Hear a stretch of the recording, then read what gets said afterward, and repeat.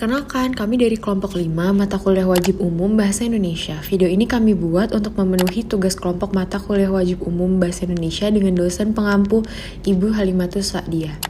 Adapun tema video kami yaitu kedudukan Bahasa Indonesia sebagai bahasa nasional. Bahasa Indonesia berkedudukan sebagai bahasa nasional dan bahasa resmi negara. Dalam kedudukannya sebagai bahasa nasional, bahasa Indonesia berfungsi sebagai sarana pemersatu berbagai suku bangsa dan sebagai sarana komunikasi antar daerah dan antar budaya daerah. Kehadiran bahasa Indonesia mengikuti perjalanan sejarah yang panjang. Perjalanan itu dimulai sebelum kolonial masuk ke bumi Nusantara dengan bukti-bukti prasasti yang ada, misalnya ditentukan di Bukit Karangtuo dan Karangbrahi serta Batu Nisan di Aceh. Sampai dengan tercetusnya inspirasi Persatuan Pemuda-Pemudi Indonesia pada tanggal 28 Oktober 1928 yang konsep dibangun berbunyi 1. Kami, putra dan putri Indonesia mengaku bertumpah darah satu, tanah air Indonesia.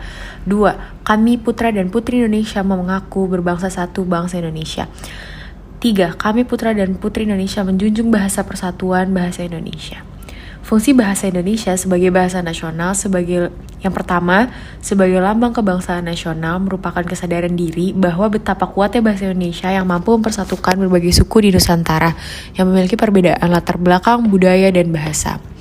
Selanjutnya, dapat menyatukan diri dalam kesatuan bangsa melalui bahasa sehingga mampu merebut dan mempertahankan kemerdekaan. Yang kedua, sebagai identitas nasional, dapat dikatakan sebagai ciri khas atau pemarka yang dapat menunjukkan benang merah bangsa Indonesia yang sangat heterogen, mulai dari ciri fisik, budaya, dan keyakinan. Yang ketiga, alat penghubung antar daerah, antar budaya.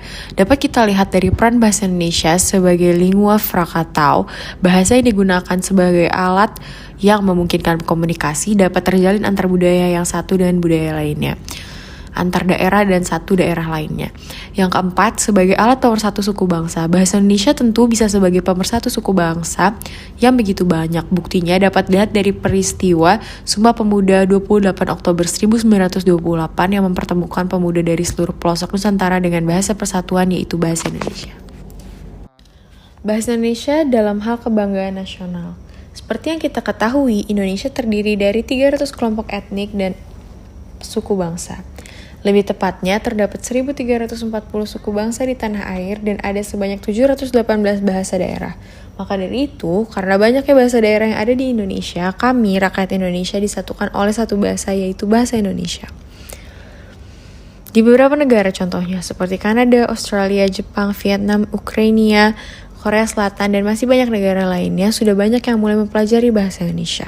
Negara tersebut sudah mulai memasukkan pembelajaran bahasa Indonesia di sekolah-sekolah mereka. Kita sebagai rakyat Indonesia harus bangga karena bahasa kita sudah banyak diketahui oleh orang luar negeri.